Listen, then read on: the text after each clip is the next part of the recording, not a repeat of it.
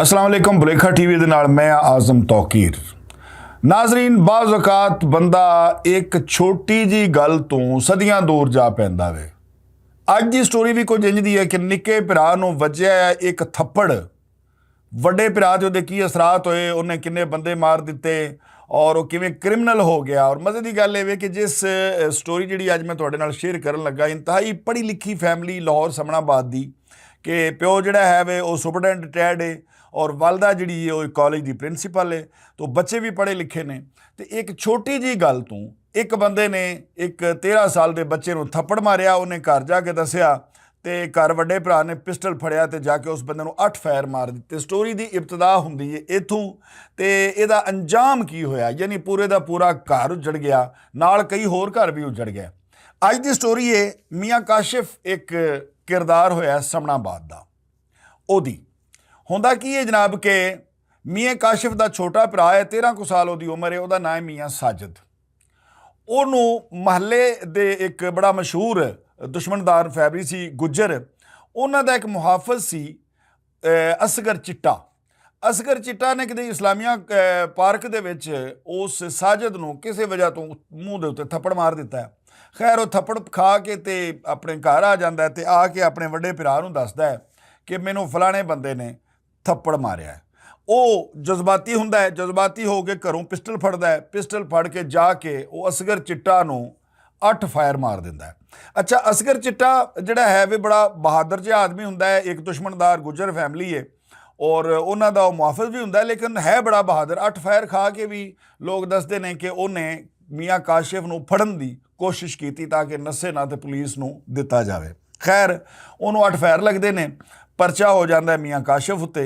मियाँ काशिफ जिहड़ा है वो जेल चला जाता है। जदों जेल चला जाता वे तो उत्थे जाके जो इंसान कोई भी जेल जाता है, जेल च मुख्तलिफ किस्म के लोग मिलते जिन्हें अमूमन क्रिमिनल होंदे ने, डॉन किस्म के लोग होंदे ने, जरैम पेशा होंदे ने, चोर डकैत, उन्हां सारियां नाल मुलाकात हुंदी है।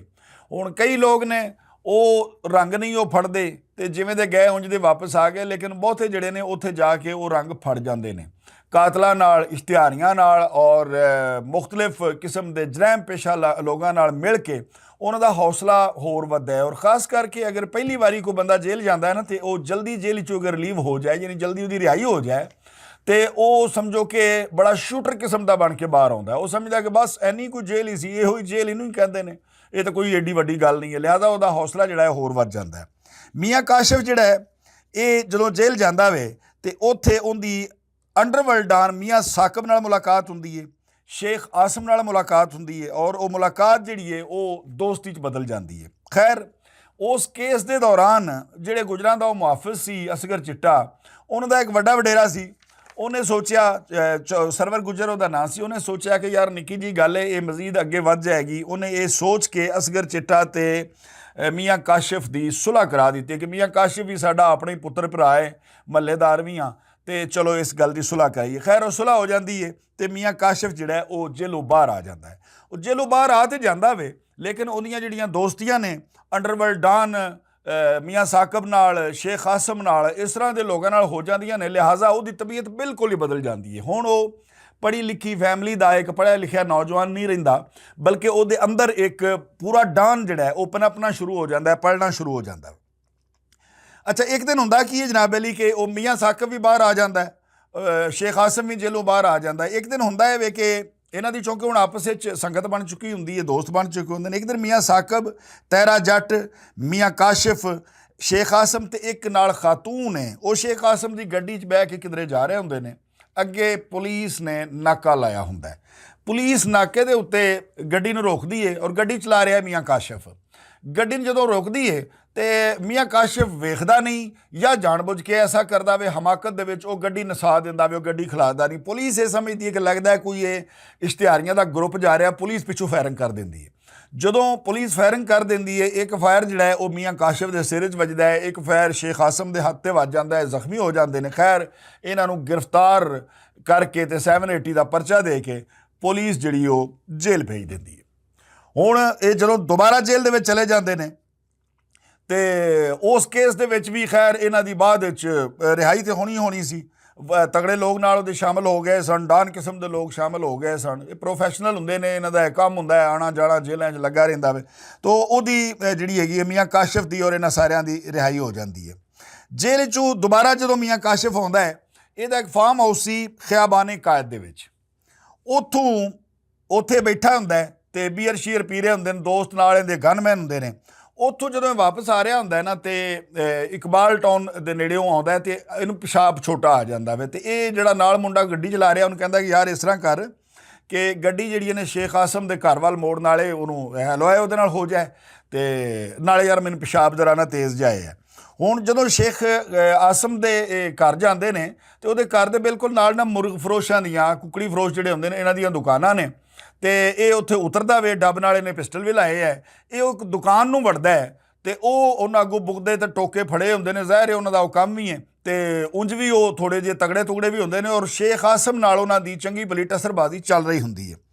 ਅੱਛਾ, ਉਹ ਇਹਨੂੰ ਕਹਿੰਦੇ ਨੇ ਉਹ ਕੌਣ ਹੈ ਤੂੰ, ਅਤੇ ਇੱਧਰ ਕਿਤੇ ਮੂੰਹ ਚੁੱਕਿਆ ਹੀ। ਉਹ ਕਹਿੰਦਾ ਭਾਜੀ ਮੈਂ ਤਾਂ ਸ਼ੇਖ ਆਸਮ ਦਾ ਦੋਸਤ ਹਾਂ, ਉਹਨੂੰ ਮਿਲਣ ਆਇਆ ਵਾਂ, ਅਤੇ ਇਹ ਪ੍ਰਾਪਰਟੀ ਵੀ ਉਹਦੀ ਹੈ, ਅਤੇ ਮੈਂ ਨਾ ਪਿਸ਼ਾਬ ਕਰਨ ਆ ਗਿਆ। ਉਹ ਆਂਦੇ ਨੇ ਚੱਲ ਭੱਜ ਇੱਥੋਂ, ਅਸੀਂ ਕਿਸੇ ਸ਼ੇਖ ਆਸਮ ਨੂੰ ਨਹੀਂ ਜਾਣਦੇ, ਇਹ ਸਾਡੀ ਪ੍ਰਾਪਰਟੀ ਹੈ। ਉਹਨੂੰ ਚੰਗਾ ਭਲਾ ਦਬਕਾਉਂਦੇ ਨੇ ਅਤੇ ਡਰਾਉਣ ਦੀ ਕੋਸ਼ਿਸ਼ ਕਰਦੇ ਨੇ ਟੋਕਿਆਂ ਸ਼ੋਕਿਆਂ ਨਾਲ।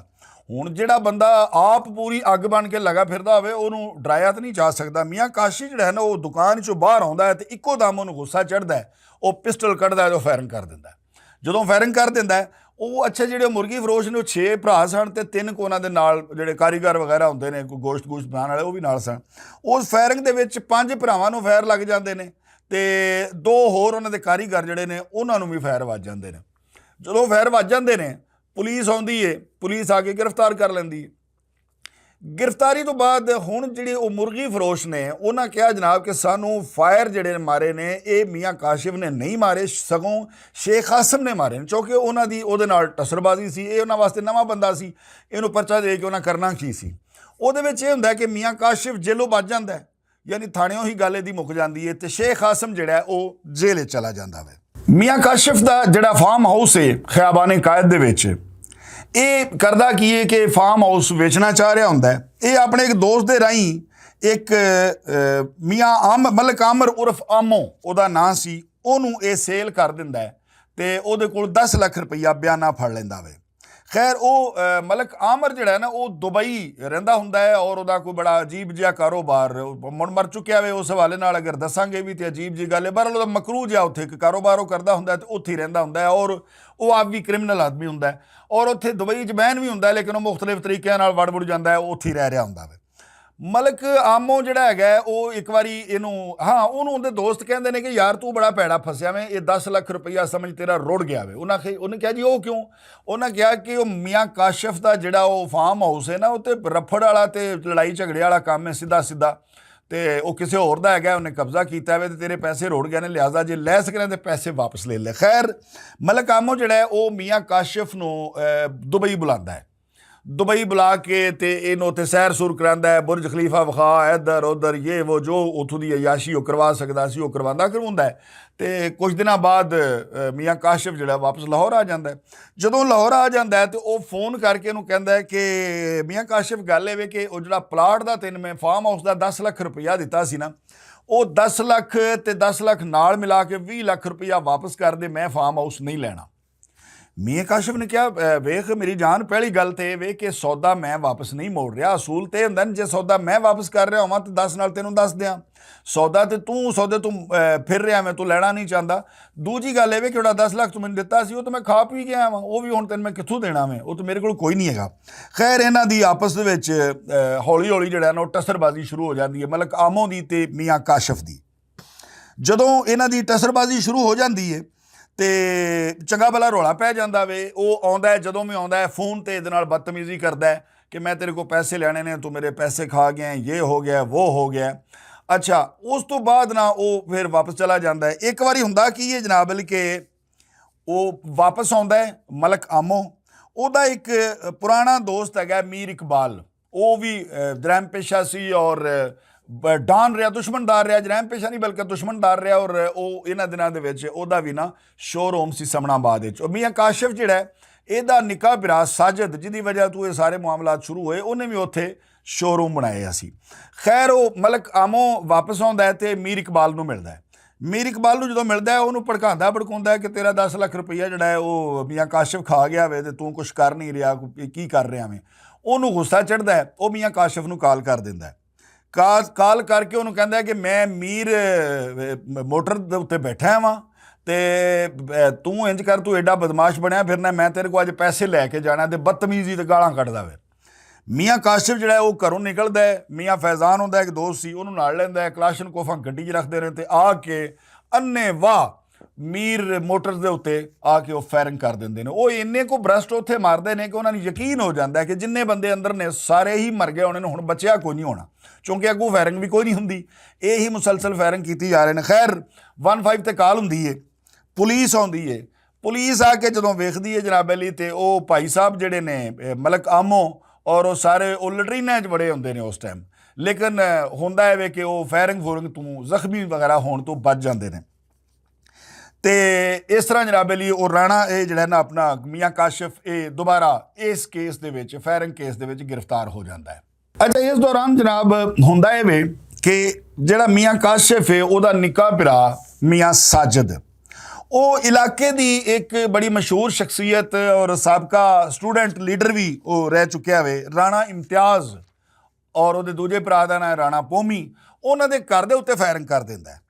ਜਦੋਂ ਉਹ ਘਰ ਦੇ ਉੱਤੇ ਫਾਇਰਿੰਗ ਕਰ ਦਿੰਦਾ ਹੈ ਅਤੇ ਉਹ ਬੜੇ ਸਖਤੇ 'ਚ ਆ ਜਾਂਦੇ ਨੇ ਕਿ ਸਾਡਾ ਐਡਾ ਵੱਡਾ ਨਾਂ ਹੈ ਇਲਾਕੇ ਦੇ ਵਿੱਚ, ਅਤੇ ਇਹ ਕੱਲ੍ਹ ਦਾ ਮੁੰਡਾ, ਅਤੇ ਕਿਉਂਕਿ ਰਾਣਾ ਮੀਆਂ ਸਾਜਦ ਜਿਹੜਾ ਉਹਦੀ ਕੋਈ ਜ਼ਿਆਦਾ ਅਜੇ ਵੀ ਕੋਈ ਉਮਰ ਵੀ ਨਹੀਂ ਸੀ ਇੰਨੀ। ਖੈਰ ਉਹਨੂੰ ਬੜਾ ਗੁੱਸਾ ਲੱਗਦਾ ਹੈ। ਰਾਣਾ ਪੋਮੀ ਜਿਹੜਾ ਉਹ ਇੰਝ ਕਰਦਾ ਹੈ ਕਿ ਗੁੱਸੇ 'ਚ ਆ ਕੇ ਗਨ ਕੱਢਦਾ ਅਤੇ ਆ ਕੇ ਉਹ ਇੱਕ ਜਗ੍ਹਾ 'ਤੇ ਫਾਇਰਿੰਗ ਕਰਦਾ ਹੈ ਮਸਜਿਦ ਦੇ ਸਾਹਮਣੇ।